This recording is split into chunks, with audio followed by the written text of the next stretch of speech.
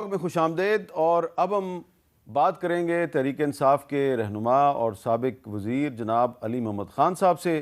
اور آپ کو اچھی طرح پتہ ہے کہ علی محمد خان صاحب بھی تحریک انصاف کے ان لاتعداد رہنماؤں میں شامل ہیں جن کے کاغذات نامزدگی کسی نہ کسی وجہ سے مسترد کر دیے گئے۔ تو اب علی محمد خان صاحب جو ہیں وہ اپنے سب ساتھیوں کے بارے میں تو ہمیں نہیں بتا سکتے، لیکن اپنے بارے میں تو بتا سکتے ہیں۔ تو علی محمد خان صاحب بہت بہت شکریہ، آپ نے ہمیں ٹائم دیا۔ یہ بتائیں کہ السلام علیکم۔ آپ نے تو قانون کا سامنا کیا، آپ مفرور بھی نہیں تھے اور آپ نے ہر مقدمے کا سامنا کیا، اور پھر اس کے بعد آپ نے اپنے کاغذات نامزدگی جمع کروائے تو آپ کے کاغذات نامزدگی بھی مسترد کر دیے گئے ہیں۔ کیا وجہ بتائی گئی ہے اور آپ کے پاس اس کی کیا ریمیڈی ہے؟ بہت شکریہ امیر صاحب۔ بسم اللہ الرحمن الرحیم۔ اللہم صلی وسلم وبارک علی سیدنا محمد وعلی آل محمد۔ سب سے پہلے تو آپ کی اجازت سے پورے پاکستان کو، پاکستانیوں کو نیا سال مبارک۔ امتحان کا گزرا پچھلا سال، میری دعا ہے کہ یہ سال پاکستان کو اللہ تعالیٰ استحکام دے اور آپس کی جو رنجشیں ہیں وہ دور ہوں، اور ہم پاکستان کو ایک جمہوری ڈگر پہ چلا سکیں اس سوچ کے مطابق جو قائد کی سوچ تھی۔ قائد اعظم محمد علی جناح نے جس طرح پاکستان کو اپنے خوابوں میں سینچا تھا، ہم ابھی تک قائد کے خوابوں کے مطابق اور اقبال کی سوچ کے مطابق ملک کو نہیں چلا سکے۔ اور آسان حل ہے، حل بہت آسان ہے۔ ہم اپنی اناؤں کے حمالہ سے اتر کے آئین پاکستان کے مطابق ملک کو چلائیں، کوئی مسئلہ نہیں ہے، اللہ سب کرم کرے گا۔ جہاں تک ہمارا تعلق ہے، ہمارے ممبران کا، جتنے تحریک انصاف کے، تو اب تو ہم شمار بھی بھول گئے ہیں کہ کتنوں کے ریجیکٹ ہوئے ہیں۔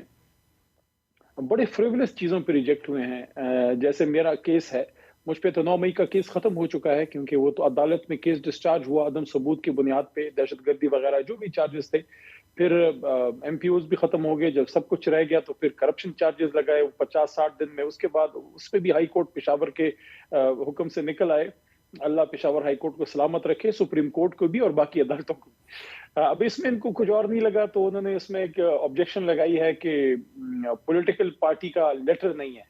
تو وہ تو سب کو پتہ ہے، جب اسکروٹنی کا عمل پورا ہوتا ہے اس کے بعد آپ کو ٹکٹ الاؤڈ ہوتے ہیں، اور کسی بھی جماعت، میری معلومات کے مطابق کسی بھی جماعت کے رکن نے، کینڈیڈیٹ نے ابھی تک اپنا ٹکٹ یا لیٹر نہیں جمع کیا۔ ہمارے بھی جتنوں کے منظور ہوئے ہیں ان کے بھی جمع نہیں ہوئے۔ تو بہرحال شاید میری شکل مبارک پسند نہیں ہے، یا عمران خان صاحب سے میری وفا پسند نہیں ہے، کوئی نہ کوئی وجہ تو ہوگی۔ تو اب آپ نے ٹریبیونل میں اپنی درخواست دائر کر دی ہے یا ابھی کرنی ہے؟ جی آج ہم نے بسم اللہ کر دی ہے جی، میرے وکلاء نے جی۔ اچھا، تو آپ کو کتنے دن میں امید ہے کہ فیصلہ ہو جائے گا؟ ابھی انہوں نے 4 تاریخ لگائی ہے، ہوپ فلی میرے خیال میں تو ایک ہی سٹنگ میں، بہرحال جج صاحبان جو ہے بہتر سمجھتے ہیں، میرے خیال میں اسی ہفتے ہو جانا چاہیے۔ اچھا، جب آپ کو فرض کریں کہ وہاں سے ریلیف مل جاتا ہے اور وہ کہتے ہیں جی کہ آپ کے کاغذات نامزدگی ایکسیپٹ کیے جائیں، اس کے بعد تو سب معاملہ ٹھیک ہو جائے گا نا؟ اس کے بعد تو کوئی خطرہ نہیں ہے آپ کو؟ خطرے کی گھنٹی ایک آپ بجا تو چکے ہیں، مجھے پتہ لگ چکا ہے، آپ نے ایک پروگرام میں بات کی ہے۔ اچھا، بہرحال جو ہے ہم فیس تو کر رہے ہیں، پچھلے 1.25 سال سے فیس کر رہے ہیں، خاص کر 9 مئی کے بعد سے فیس کر رہے ہیں۔ تو اللہ بہتر کرے گا انشاءاللہ۔ میں پر امید ہوں کہ یہ جو الیکشن ہے 8 فروری کو، پر امید تو ہے کہ الیکشن ہوگا اسی تاریخ پہ۔ میری دعا یہ ہے کہ اس الیکشن سے پہلے چیئرمین عمران خان صاحب نکلیں اور وہ ہماری جماعت کو خود لیڈ کریں، کیونکہ ان پہ بڑے فریولس قسم کے اور بالکل بغیر کسی قانونی جواز کے سیاسی کیسز جو ہیں وہ بنائے گئے ہیں۔ وہ بھی میدان میں ہوں، میاں صاحب بھی ہوں، زرداری صاحب بھی ہوں، اور فیصلہ جو ہے وہ پاکستان کی عوام کرے۔ اچھا، آپ کو کوئی امید لگ رہی ہے کہ آپ کی پارٹی کے بانی چیئرمین عمران خان جو ہیں وہ 8 فروری سے پہلے جیل سے باہر آ جائیں گے اور وہ آپ کی الیکشن کمپین کو لیڈ کریں گے؟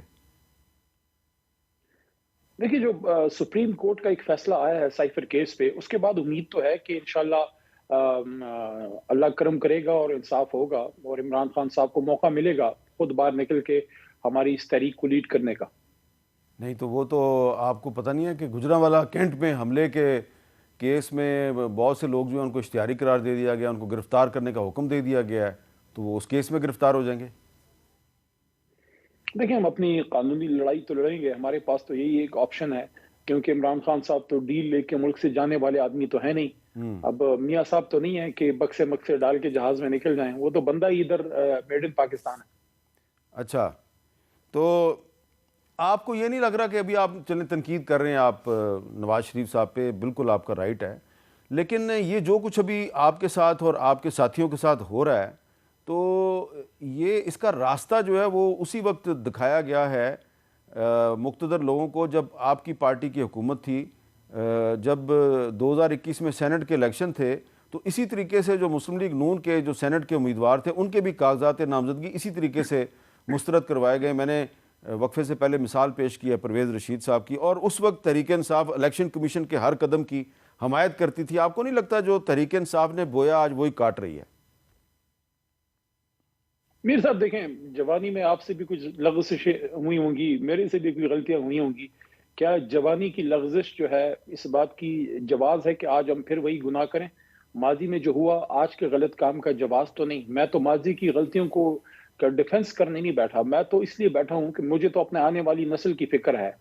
آپ ہی کے پروگرام میں ایک بار نہیں کوئی 4-5 بار گرفتاری سے ریلیز ہونے کے بعد میں آپ ہی کے اسٹوڈیو میں آ کے یہ بات کر چکا ہوں کہ آپ بیٹھیں اور گفتگو سے مسئلہ حل کریں۔ وَأْمُرُهُمْ شُورَىٰ بَيْنَهُمْ، اللہ سورہ شورى میں خود فرماتے ہیں کہ جب مسلمانوں کو مومنین کو کوئی مسئلہ ہوتا ہے بیٹھ کے شورا کرتے ہیں۔ ہم مسئلہ پتہ ہے میر صاحب کیا ہے؟ مسئلہ یہ ہے کہ ہم پہ تو یہ الزام ہوگا نا کہ 3.5 سال کی حکومت میں نہیں سیکھے، یہ 45 سال حکومتوں میں رہ کے نہیں سیکھے۔ ان کو ووٹ کی عزت تب یاد آتی ہے جب یہ اقتدار سے باہر ہوں۔ جیسے ہی ان کو لگتا ہے کوئی چمک نظر آتی ہے تو وہ پھر اس چمک کی تلاش میں جو اصل میں بعد میں سراب ثابت ہوتی ہے، جس طرح صحرا میں آپ کو ایک سراب جس کو انگریزی میں مرج کہتے ہیں، تو آپ کو یہ بالکل غلط دوغلی پالیسی ہے۔ اگر آپ سمجھتے ہیں کہ آپ کو ووٹ کو عزت دو کی آپ کا بیانیہ ہے تو پھر صرف چند روزہ اقتدار کے لیے اس کو آپ داؤ پہ کیوں لگاتے ہیں؟ آپ کو، میں سمجھتا ہوں میاں صاحب کو خود یہ بات کرنی چاہیے تھی کہ ہمیں ایک آزاد شفاف الیکشن ہو اور لیول پلینگ فیلڈ ہو، بلکہ اگر وہ یہ بات کرتے کہ میرے سے اگر کوئی زیادتی ہوئی ہے، اگر یا یہ کہتے میرے سے جو زیادتی ہوئی ہے وہ کسی اور سے نہ ہو، ان کا قد بڑھتا، لیکن ان کو تو اقتدار چاہیے، صرف اپنے لیے نہیں اپنے پورے خاندان کے لیے چاہیے۔ اچھا، آپ سے کچھ سوالات ابھی باقی ہیں، ایک یہاں پہ وقفہ لیتے ہیں، وقفے کے بعد دوبارہ ملتے ہیں۔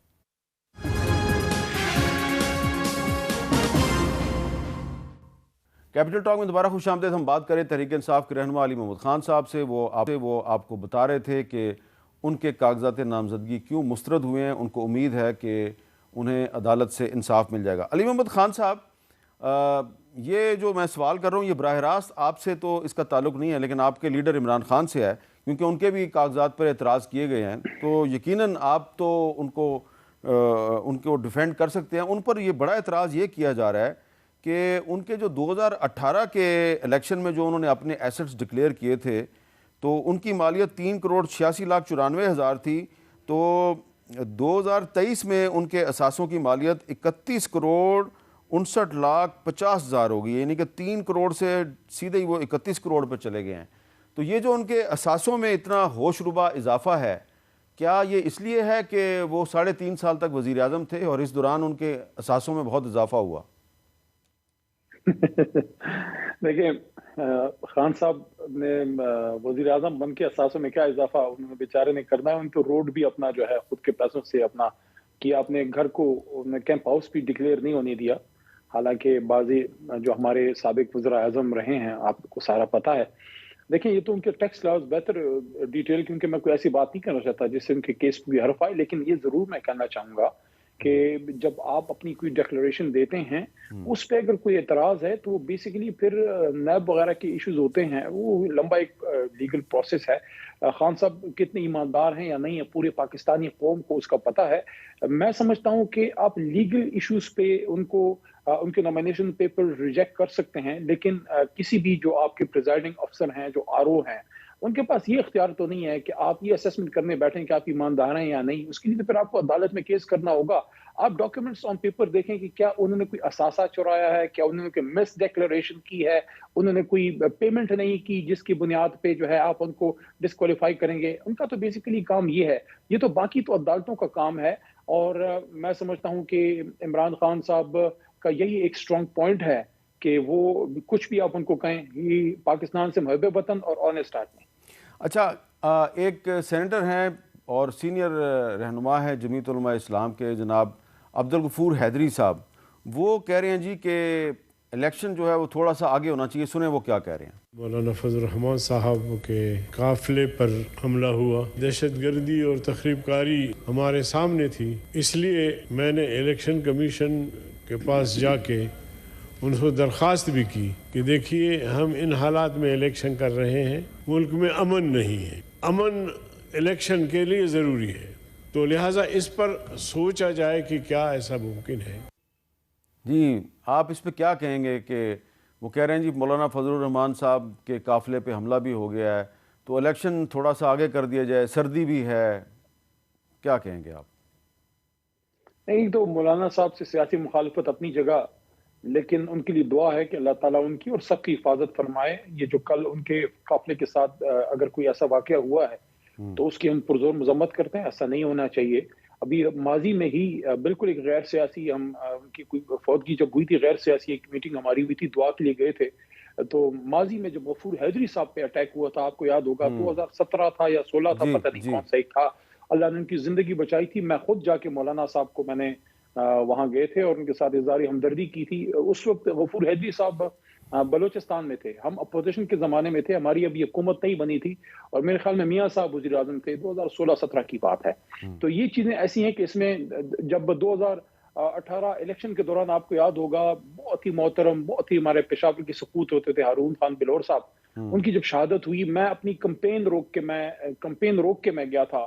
PNP کے وہاں غلام بلور صاحب تھے اور میرے مرحوم بلکہ شہید استاد عبداللطیف افریدی لالا جن کے ساتھ وکالت سیکھی، ان کا تعلق NP سے تھا، تو وہ بھی وہیں موجود تھے. اور ہم نے یہ ہمارا ایک کلچر ہے کہ جب ایسا کچھ ہوتا ہے ہم سیاست کو ایک طرف رکھ کے ایک دوسرے کے لیے دعا کرتے ہیں، ملتے ہیں.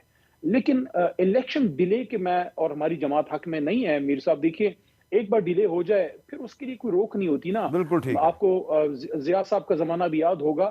دوسری چیز یہ دیکھیں، اگر تو تمام سیاسی جماعتیں اس پہ متفق ہوں کہ خدا نخواستہ کوئی ایسا کوئی واقعہ ہے، جیسے کوئی اور مسئلہ ہے، جیسے موسم کا مسئلہ ہے، کوئی اور ایشو ہے، لیکن سب اس پہ ایگری کریں. لیکن آئین کہتا ہے 8 فروری تو 8 فروری. اس کی وجہ یہ ہے کہ اگر دہشت گردی کی وجہ سے ہم الیکشن کو آگے کرتے ہیں، یہ تو دہشت گردوں کے ہاتھ کے سامنے ہتھیار ڈالنے والی بات ہے. یہ نہیں کہ پاکستان کا دشمن چاہتا ہے کہ آئین کی خلاف ورزی ہو. الیکشن ڈیلے ہونا آئین کی خلاف ورزی ہے نا. تو اگر ہم یہ کریں گے تو کیا دہشت گردی کے سامنے ہتھیار ڈالنے والی بات نہیں ہے؟ اچھا، ایک آخری سوال یہ ہے کہ آج سینٹ میں ایک قرارداد منظور ہوئی ہے جو پیپلز پارٹی کے سینیٹر بہرامند تنگی صاحب نے پیش کی، اور اس قرارداد کی تحریک انصاف والے بھی جو ہیں انہوں نے کوئی مخالفت نہیں کی، بلکہ ایسا لگ رہا تھا کہ انہوں نے بھی حمایت کی ہے. ذرا سنیں یہ قرارداد ہے کیا، بہرامند تنگی صاحب نے کیا سینٹ میں کہا. I move the following resolution expressing deep concern on the negative and malicious propaganda against the armed forces and other security agencies on various social media platforms. The Senate of Pakistan therefore recommends to the government to take necessary steps to avoid severe punishment as per law.